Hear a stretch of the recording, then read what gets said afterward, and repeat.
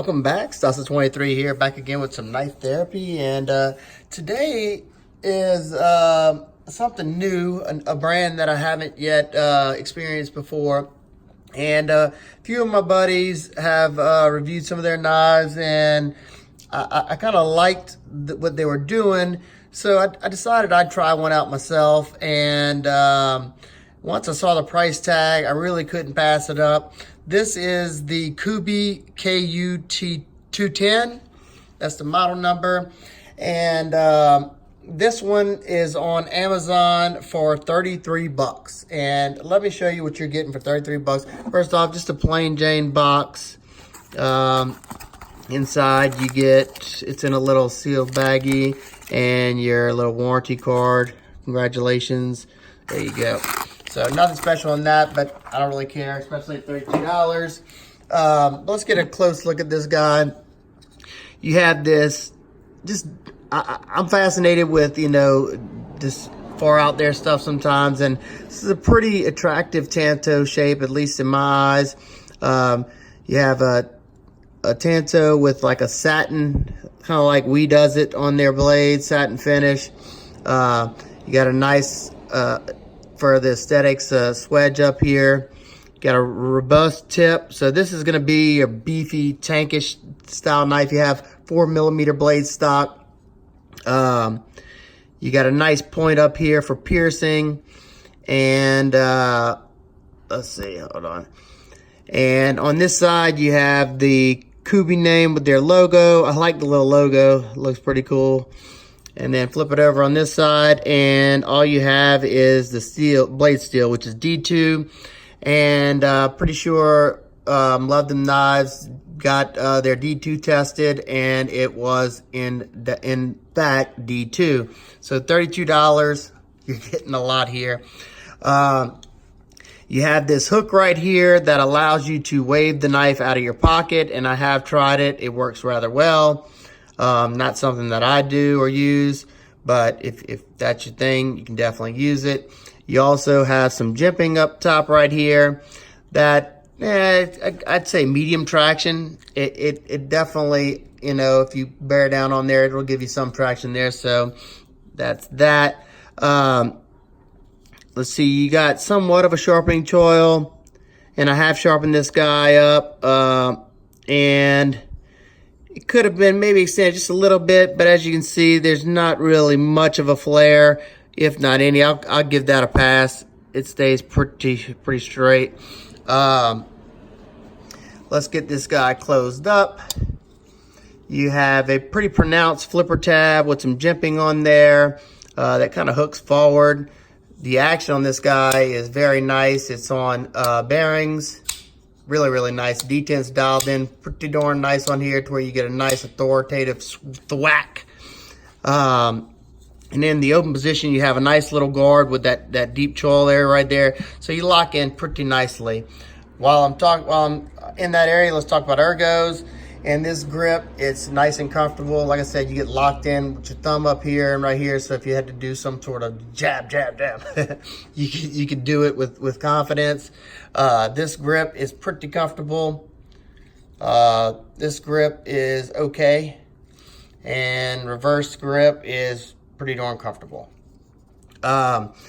You are dealing with just flat scales, but they have been, you got some chamfers and some milling done to where you don't have, sharp 90-degree corners. Now, these have just barely been knocked down, but they're not sharp, like I said, and it's fairly comfortable in hand. You got some nice thick slabs of G10 that, like I said, they got some nice decorative stuff on here. You have T8s Torx throughout, which I love, not having to change my driver whenever I'm maintaining my knife. This is a stainless steel liner lock. You have a G10 backspacer with a geared pattern on it that goes a little bit over half the knife. Definitely don't have to worry about touching that edge when it's closed. And in this position, it sits deep enough so you don't have to worry about it there either. You got a nice decorative pivot like that, but still use standard Torx. Your pocket clip has pretty good retention. And let's see what it looks like in the pocket. Let's see. Trying to hurry. My daughter's about to get off the bus and she's not gonna know I'm doing a video. I'm doing this outside today just because it's a nice day out. Let's see if I can get it down in there. There you go. So not deep carrot, but it sits pretty darn deep. Definitely good to go there. You can also, if you want, you can also catch that hook if you want to discreetly open it. But once they see that, you know, that might scare some people. Your liner lock is, let me look at it off camera, is about 30%. There you go. You have a little bit of access to get to that lock bar, and you have a chamfer right there. There you go. Your carry options is tip up, right hand carry only. Sorry, lefties. You have a lanyard hole. You would have to, it'd be a little struggle to get some 550 through there, but you could probably get it done. Let's see. Talked about ergos. So overall, I think you're getting an exceptional quality for what you're paying. I'm gonna do another video once I've done my extensive testing to see how the steel holds up. Like I said, we know it's D2. Just have to do some more tests so I can see how well it holds up. Let's do some size comparisons real quick. It's some competitive options, D2 knives. This is the 3.5 inch cut jack. They're about identical in length. Another D2 knife is a Rat 1 in D2. And your Rat 1's a little bit longer, but you know, comparable in, you know, size and what they're going for. Another great D2 knife is the Best Tech Toucan. And these two are kind of going for that same thing there. And these two are very close in size. Looks like the Toucan might be just a tad bigger.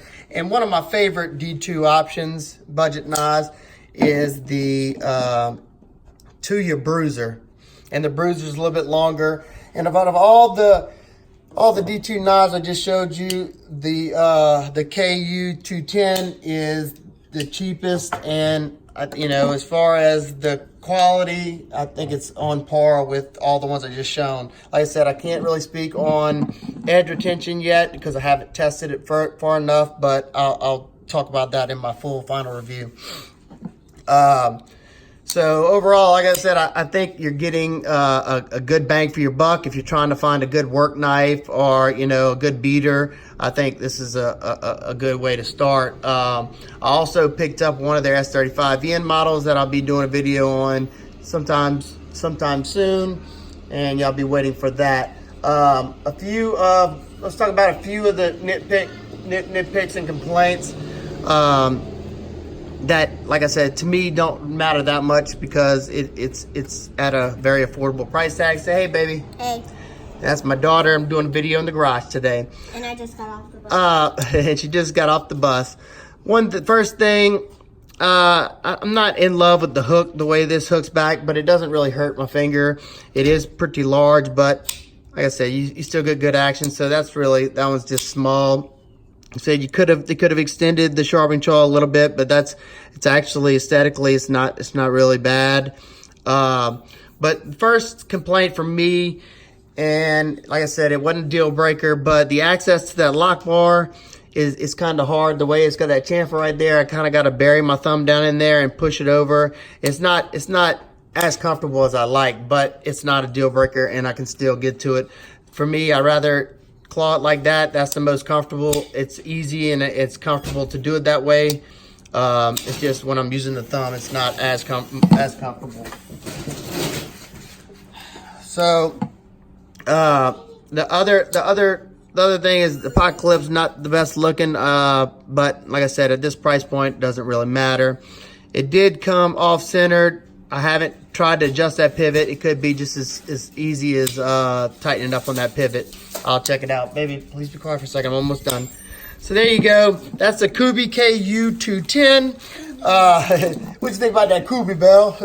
So I said I'll do a more extensive testing and review. And the S35EN model, I picked up this little guy. This is the one I'll be doing next. So y'all wait for that one. All right, guys and girls. Hope everybody's having an absolute wonderful day. And I'll see y'all next one. Peace.